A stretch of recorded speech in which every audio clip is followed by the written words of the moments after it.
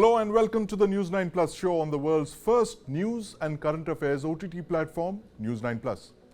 Politics, they say, makes for strange bedfellows. Now in India, alliances are par for the course. By alliances, I mean political alliances, of course. We are, after all, the world's largest democracy. Now the BJP powered ahead with two simple majorities in the 2014 and 2019 Lok Sabha elections. In 2024, the party wants a two-thirds majority. And for this, it's rapidly adding partners. And joining me to discuss how these marriages of convenience are reshaping the 2024 electoral battle space are Ajit, political analyst, my colleague Kiran Tare from Mumbai, and my colleague Kartikeya Sharma here in the studio with me. Gentlemen, welcome to the News 9 Plus show. Ajit, I want to start by asking you, the BJP seems poised to win the 2024 elections. There's a groundswell of opinion that suggests that they're clear for a majority. Now, the party has targeted a two-thirds majority of 362 seats. You know, the Prime Minister's given a target of 370 seats, in fact. The big story today, of course, is the One Nation, One Election report. How do you see the marriages of convenience, all these alliances that the BJP has been crafting over the last couple of months, some surprises for us, impacting 2024, the Lok Sabha elections? Sandeep, basically, the BJP was always very comfortable in the north, and we know that, right? Yeah. So, this time, since the India alliance was a country-wide sort of alliance, pre-poll alliance, they lost, of course, two partners recently, and Mamta has kind of sidelined them. But essentially, when this entire India bloc started, the BJP started working on a different strategy. For the last 2 years, they have worked, they have looked at about 130 seats, right, which largely come from the southern states. Yes. And that is where they have started working out alliances in a major way. Andhra Pradesh, they have succeeded just this week. Tamil Nadu is the second state where they have tried to penetrate. And Orissa, with Navin Patnaik, they are trying to form a solid alliance between the... I mean, brought back Biju Janata Dal back to the DA fold and trying to work out an alliance which is still, there is a bit of a stalemate there. Yeah, but apparently it doesn't seem to be going through, Kartikeya. The alliance with the BJD, which we thought was almost, certain, but now there are voices from both parties which say it doesn't seem to be the case. I think the alliance is still in works. Yes, it has had roadblocks because maybe they announced it even before they could finalize it. Right. You know, and in politics you should never announce your intent because if you announce the intent, the final picture can be very different. Right. So yes, and secondly, Navin Patnaik is in a stronger position than Bharatiya Janata Party. I think the interesting thing is that the Bharatiya Janata Party has chosen to be a smaller party in Andhra Pradesh. Right. It has chosen to be a smaller partner in Odisha, junior partner in Odisha and in Andhra. And even in Andhra. Right. So there is a level of practicality. It has also given seeding seats to Chirag Paswan. Yes. I think this election is a legacy election. Right. They are not That's an interesting concept, a legacy election. What do you call it? They are not trying to win this election. Right. They are trying to create legacy. And for this history. They're trying to legacy, make history. History.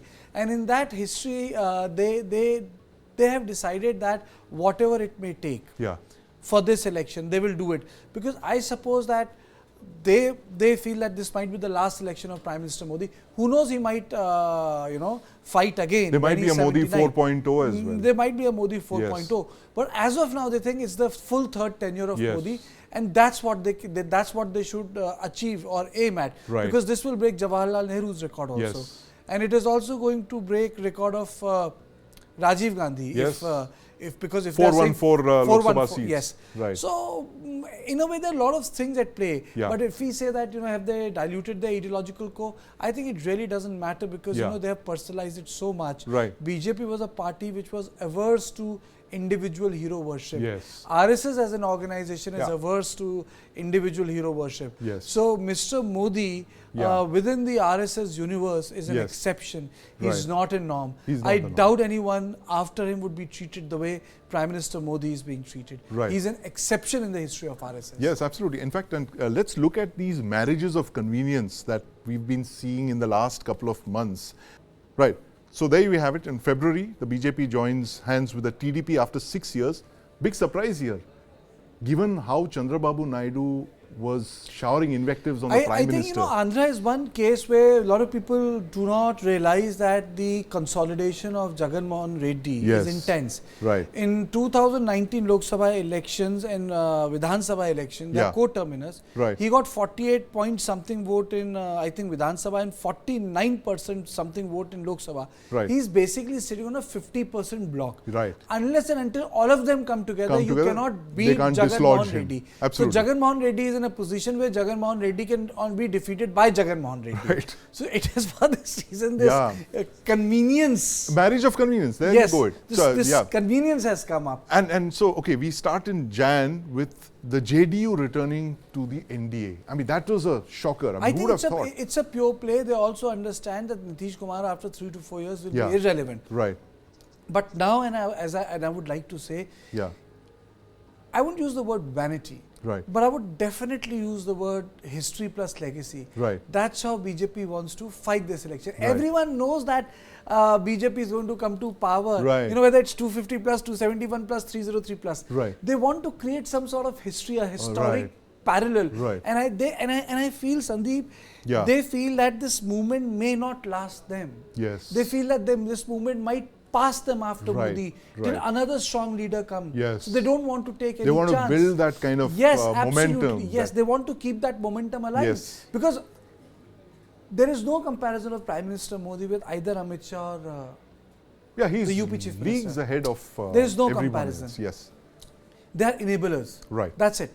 So this tie-up also reflects that goal. And secondly, let me tell you, it's not as if BJP has been Yeah. immune. BJP has taken a high moral stand. Right. When Prime Minister himself was Prabhari of Himachal Pradesh, Yes. he was the one who allowed BJP to take support from Sukhram. Yes. Sukhram was expelled. Absolutely. He went to jail during Yeah. Narasimha Rao's tenure. Right. And Sukhram ended up supporting the next BJP government in Himachal Pradesh. A politician Who- whose name was and- synonymous with corruption. And who was Prabhari in charge? Yeah. Narendra Modi. Yes. So, Narendra Modi is a 24/7 resolute Politician. politician. But just look at this now.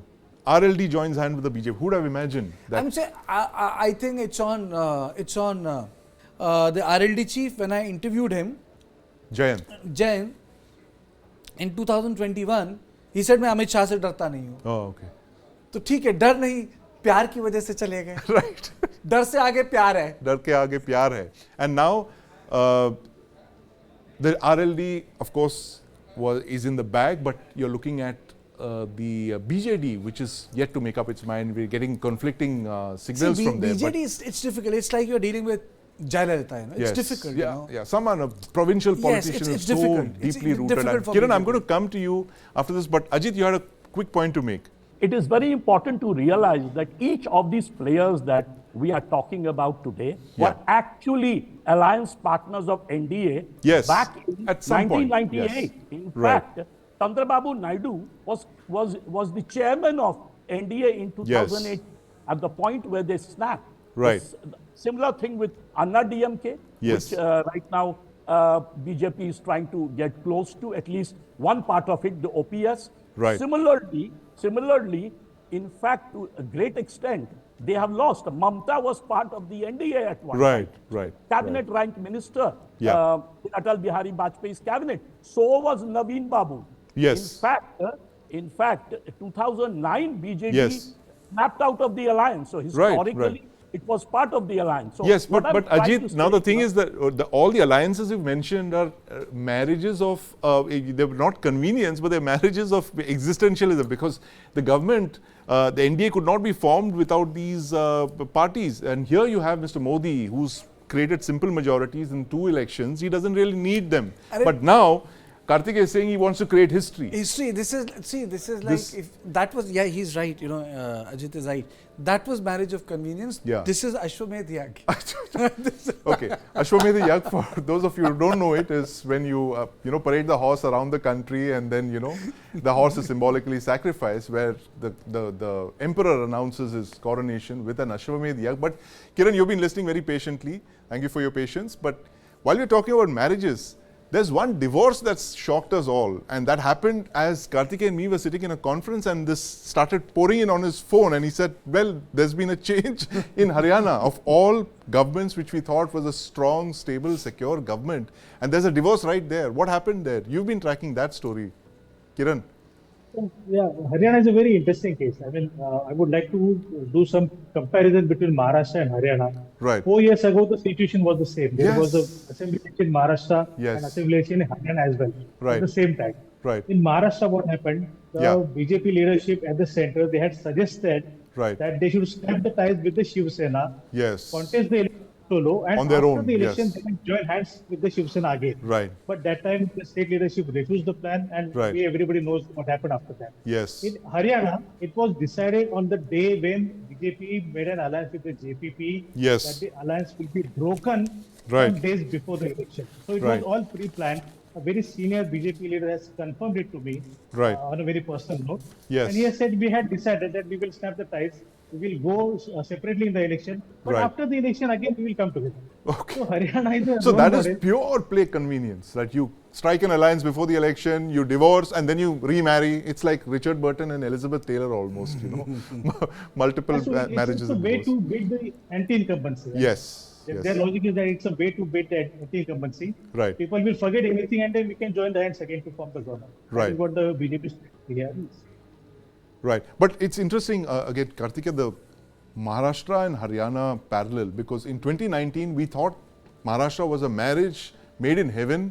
BJP and Shiv Sena could not be separated, and Haryana was the problem child, but it was exactly the opposite. In Maharashtra, the partners drifted apart. There was a divorce, and there was another government that came into being, and Haryana went smoothly ahead. I think it took the BJP at least the better part of 2 years to come back to power in Maharashtra.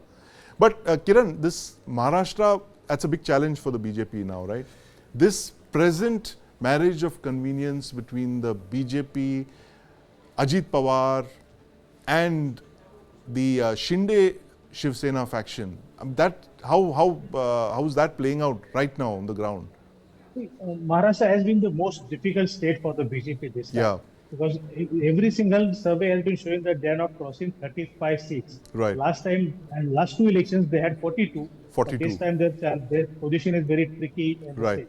state. Yes, Shinde Sena, very interestingly, they are not willing to budge before the pressure of the BJP. Yes. They are adamant on several seats. Right. That is the reason why the seat sharing announcement between Shiv Sena and the BJP has been delayed. Right. NCP under Ajit Pawar is very okay with that. They are satisfied with the 4 seats. Yeah. But Shinde, Eknath Shinde has taken a very firm stand. Right. He will not give up the seats he wants to. So that he wants to Maharashtra is still work in progress, Kiran. But Kartikeya, any more surprises that we can expect in these marriages? We've listed several of them.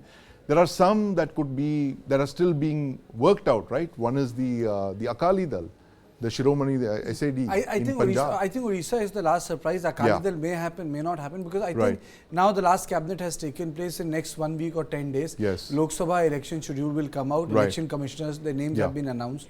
So I don't think people will have that much of time, and no one wants to change horses midways. Yes. They all of them know that there is some sort of a way for Prime Minister Modi. Right. There is no Congress campaign. If you look at this, is the first election in which the opposition party is completely unrepresented. Right. Except social media, it's not there. It's not there on the ground. It's not there on the ground. It's not there on TV. It's not there on narrative. It's not there. So what election are we looking at? Is it 1984? I think it's the most 1984 election. I would say was because Indira Gandhi. That was a wave election. It was a wave election. Yeah. Indira Gandhi was assassinated. Yes. This will prove to be the biggest pro-incumbency election ever.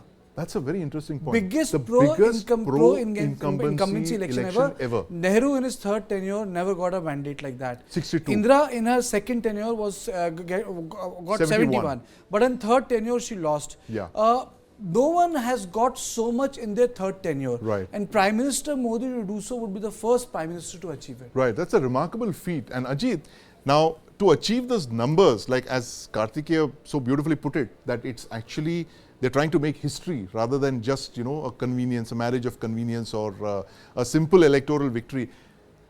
Tamil Nadu is one area where they really have to make a major dent. If the BJP has to get these numbers that it's projected, but there are huge challenges there. The DMK is the regional satrap which is, you know, completely got the state under its sway, right? The AIDMK barely exists over there. The BJP has not been able to make headway with its alliances. Because you see, BJP has Well, never... Let Ajit speak, Yes, then I'll Ajit, come. yes, Let after Ajit you. speak. So the BJP has potentially done a great alliance with Dinakaran, who is Right. basically Jayalalitha's nephew, Yes. number one. Number two, with the Tamil Manila Congress, Vasan, Right. who's Mupanar's son. Remember, Yes, yes. Chidambaram at one time Was part of the TMC, of course. Right. So with that, and it's trying to work out an alliance with OPS, Right. Pannirselvam, of Yes. the Anna DMK. Plus, a few stars have switched to the BJP Yeah. in the last 2-3 days. Yes. I have a feeling that 2 seats they are likely to get are Right. Coimbatore Yeah. and Kanyakumari. Yes. However, they are actually eyeing 10 seats. Right. And look at the leader, the BJP, the president of Tamil Nadu is doing almost a walk like Rahul Yes. Gandhi all across the Across state. Tamil Nadu, So, yes. Absolutely. Annamalai. I won't Annamalai. be- That's Annamalai. So I won't be surprised if they get more than 2 seats, maybe You see- 4, if not Yes. 10. And finally, the other point I wanted to make is, Yes. we keep talking about the marriage of convenience. I Yes. actually don't believe it. I Right. believe that there are 2 basically broad coalitions in India. Yes. One can call them in simple language, right-wing coalitions and left-wing coalitions. Yes. And Vajpayee ji, from the time NDA started, he Right. would tie with the so-called right-wing parties, even regionally. Right. So, you know, parties which actually believed in liberalization or, let's say, other so-called, Yes. expansion. Whereas the Congress ends up tying usually with left-wing parties, Right. socialist parties, Yes. mandal parties, and Right. parties like that. So I think instead of calling it basically what one said, a marriage of convenience. Marriage of convenience. Yes. Actually, what they call in American psephological language, Yes. minimum connected winning coalition. Minimum connected winning coalition. Right. Yeah, which is basically ideological familiarity with each other. Right. And Naidu is a great example of that. Yes. Right? You see, Naidu, in a way, it's a was the great biggest- point of view. Yes. But you see, what has happened under BJP is that they have displaced a political and social consensus. Yes. That's the rupture. Right. And if you look at the trajectory of Bharatiya Janata Party, it's not a party which has under Prime Minister Modi Yeah. coming into power because they are reworking political arithmetic. Actually, what they are doing, there's a word called terraforming. You Yes, terraform a planet. yes, absolutely. They are terraforming the politics. The politics of Haryana got terraformed. Yes. That is why after 50 years, BJP had a stake there. Right. For them to do something in Tamil Nadu, Yes. they need to terraform the politics of Right. Tamil Nadu. And particularly the grassroots They need politics. to Yeah. marginalize the Dravidian narrative. Right. When they marginalize the Nehruvian Ganga Jamni Tehzeeb narrative in UP, Yes. and when Prime Minister said Shamshan and Kabristan, Yes. it finished Samajwadi Party there. Yes. Finished. Right. So they need to rework that narrative. Yes. That is why Prime Minister is not doing campaigning. Yeah. Prime Minister is saying that India's cultural or subcontinent cultural connect Right. of each part had one thing in common, and that was Hinduism. Right. Dravidian ideology or Dravidian narrative is 70 years old. Right. With due respect, it has done its job. It's run its course. It's run its Yeah. course. So the terraforming needs to take place, and Right. similar terraforming needs to take place in Kerala. Yeah. Till then, it's not going to make any headway. Right. They have done terraforming in the west. Yes. They have done terraforming in the north. In the north. They're not being able to do that terraforming in Right. the east, and there is a reason, because 30% of the population in West Bengal Yes. is Muslim. There's substantial Christian conversion in Andhra, which Right. no one talks about. That's the rhinoceros in the room. Right. So these are the issues which BJP will need to grapple in. Right. But I'm sure a party which has leadership run prepared Yes. can take those challenges. Absolutely. Right. Thanks very much, Kartikeya. That very, very excellent summing up of what we are looking at now. Marriage of convenience actually leading to terraforming, as he's put it so succinctly. But thank you very much for joining us, Ajit, Kiran, and Kartikeya. I'm afraid, Ajit, we're completely out of time here. But this is a story that we're going to be tracking very closely, because marriages of convenience could completely alter the results of the 2024 elections, which could be a historic election, as Kartikeya just put it. TikTok is a Chinese-developed social media app. It's insanely popular. Over 2 billion people use it worldwide.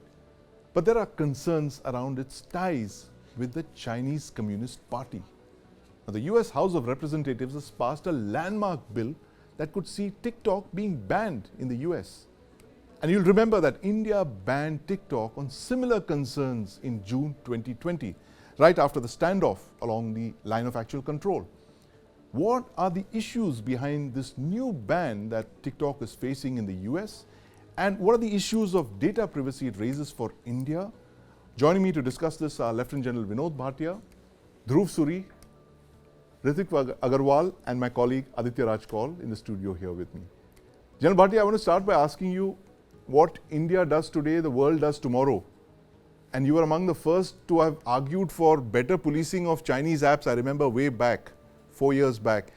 Is the US following what we did 4 years later, realizing what the Chinese Communist Party has got its hands into, of insanely popular social media app?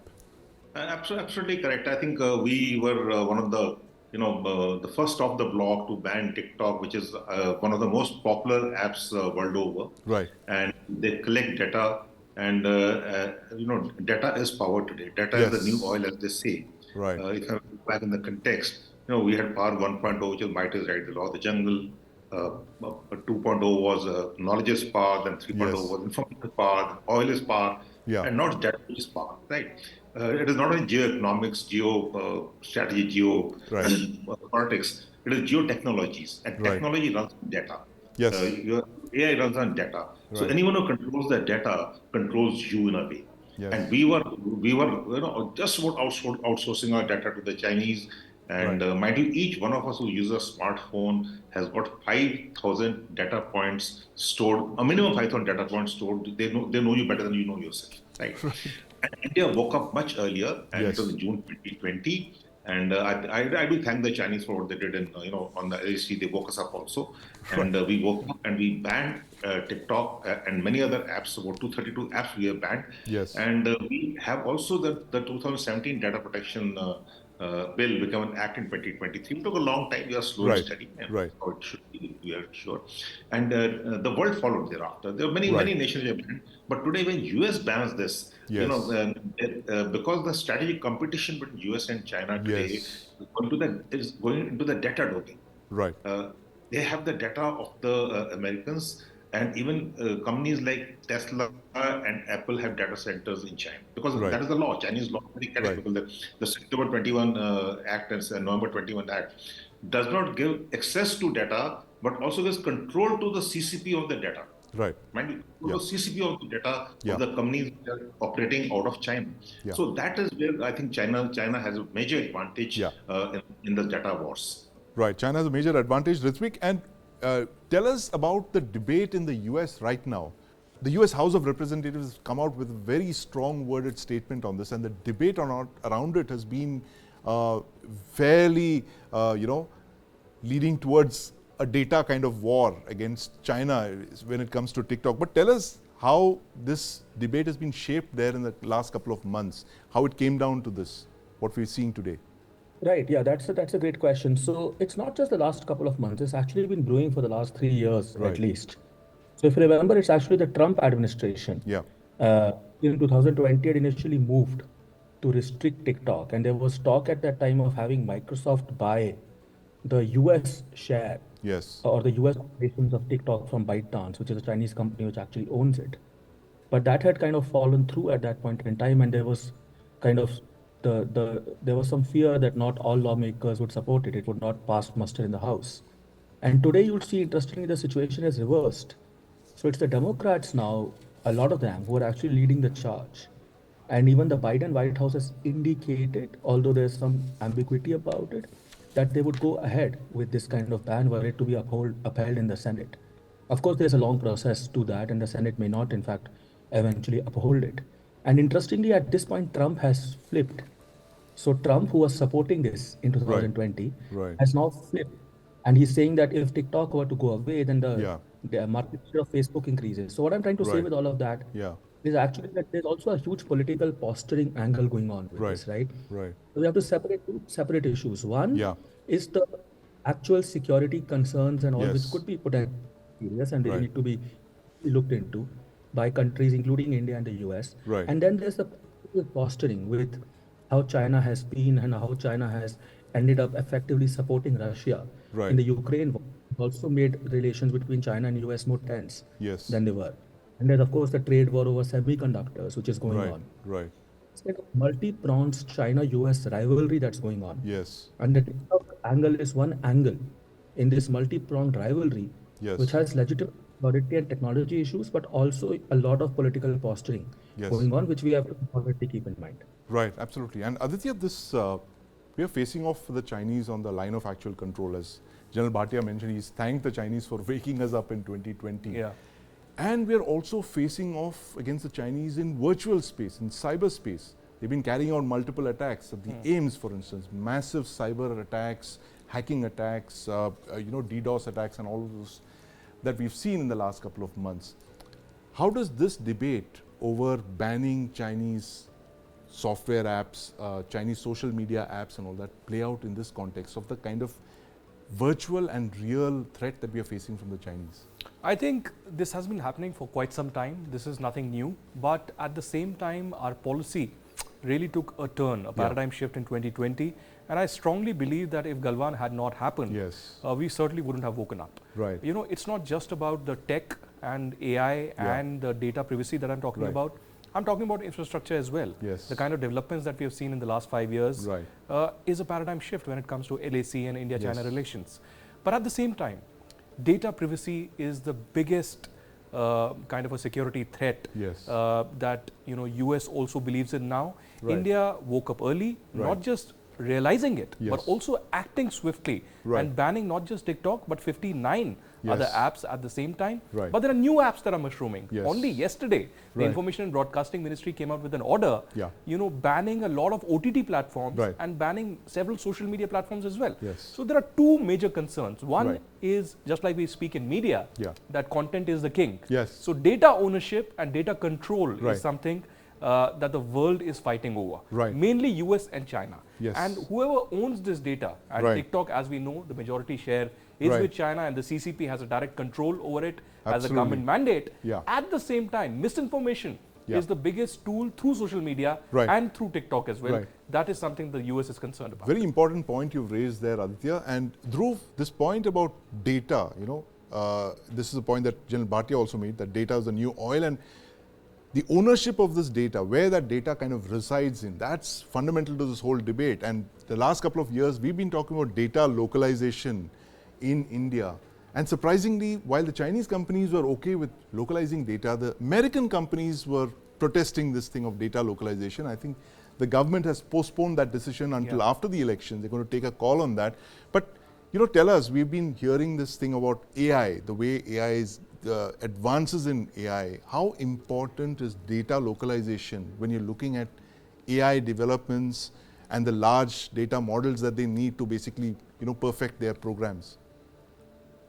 Oh, look, absolutely. It's extremely critical because when you look at any kind of AI tool, right, which is as sophisticated as, they come today, they are built using large language models or LLMs. And these LLMs need to train on certain data sets. Right. So the efficiency of the LLM, we talk about ethics and biasness in the AI tool. So the level of bias or the kind of bias that they have, it all depends upon the data sets that they train on. Right. So the data, even in the AI space, is extremely critical. And now, today, what the government is saying is that, look, there are certain kinds of data that we want to ensure are completely localized. We don't want parts of that data also to travel outside the country. For example, the RBI has already mandated that for fintech data, any kind of financial data can't go outside India. And that is outside of our data protection law. So that was a separate directive given by the RBI. And now with our new data law coming in, rules have to be notified, which we believe will happen right after the elections are concluded. At that point of time, I think the overall compliance, especially for big tech companies who want a free flow of data, right? And there is perhaps some merit to that as well, because not all data is sensitive. And generally for big tech companies to manage their business, some amount of inter-jurisdictional data flow might be relevant. The EU, for example, has actually allowed some kind of data flow happening based on the requirement that you have the same kind of data control, data protection regulations as the EU. So they believe that, look, if you can build in the same kind of system in your country, then it's okay if EU data goes to you. So the chances are the Indian law now has taken a slightly more liberal approach, because earlier they said we will not allow you to transfer data to certain countries. Now they are saying you can transfer data to any country except for those countries that we ban. And which countries are banned, we will find out eventually. Right, absolutely. And that we have to wait a few months for that after the elections. But, Ritvik, this point about data localization, what can we learn from the way the Americans have gone after TikTok? What are the lessons for India from this whole chapter? You think it calls for enhanced data localization, maybe not allowing a lot of foreign social media app developers to extract data, because we don't have data is the new oil. We don't have oil, but we have a lot of data, 1 billion people on the internet. Yes, and in fact, I would say that data localization, the term, leaves something to be desired. I would actually prefer something like data sovereignty. Basically, who has control over the data at the end of the day. Right? So localization is simply a matter of where it is stored in terms of the physical location of the servers. But the servers could be anywhere, but it could in fact be under the control eventually of a foreign corporation. So what we're thinking about, much like what Dhruv said, are what are the crucial pieces of data or the types of data that we as a country should have sovereignty over. So we cannot resort, usually at least, to just kind of an outright ban on things, right? So we could do that with some things sometimes, at some of the times, and as Aditya very correctly mentioned, Galwan really was the trigger to what happened with the certain Chinese companies. In a lot of other cases, for example, with American social media companies, etc., there's no position, there's no way that you can actually bring them outright, right? So what you need to do is think in terms of more granular approach, like what kinds of data, like especially stuff like health data, fintech, those kind of things. And you need to think in terms of ways that you can protect the data, firewall it from being copied over or read over by things like large language models. Because you don't want a situation where somebody's health data is being used with ChatGPT or some other large language model to crunch its own algorithm without any consent. So issues about consent, sovereignty, etc., become really, really crucial here. And we are thinking very proactively about these things. Aditya, what are the lessons that we can learn from this massive ban of TikTok in the US? First and foremost, not to wake up late.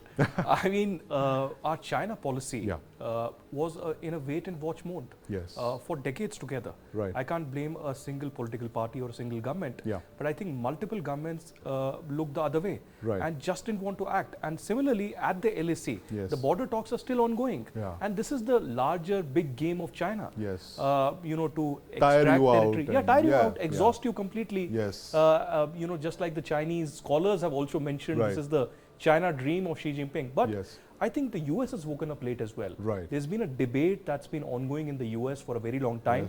And in particular, we have the Data Privacy Act now, but a lot needs to be implemented. And this needs to be changed every time a new technology is introduced and is implemented. So I think we have also woken up late on the data privacy law, but a lot can change if we implement it in a much more finer term, and the implementation certainly would be the key. Implementation certainly the key. And General Bhatia, the point that Aditya made about waking up late is something that you also said, that you thank the Chinese for waking us up on the LAC 4 years back.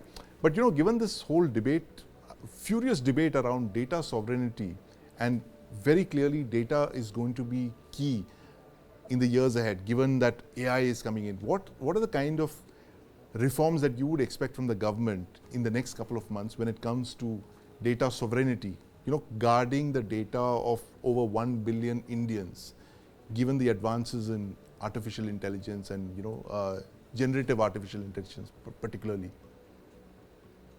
Yeah, I think we would like it, but then there are national, priorities, competing priorities for resources. Yes. We would like data centers, our own data centers, where we have our own data, and we exploit our own data for the well-being of our 1.4 billion Indians. Yes. So that is what I would like. But how we go about it, the roadmap has to be there. First, we have to have a vision and a strategy to do that, Right. and then we have to have the resource to do that. And the resources there, the government is very well aware of it.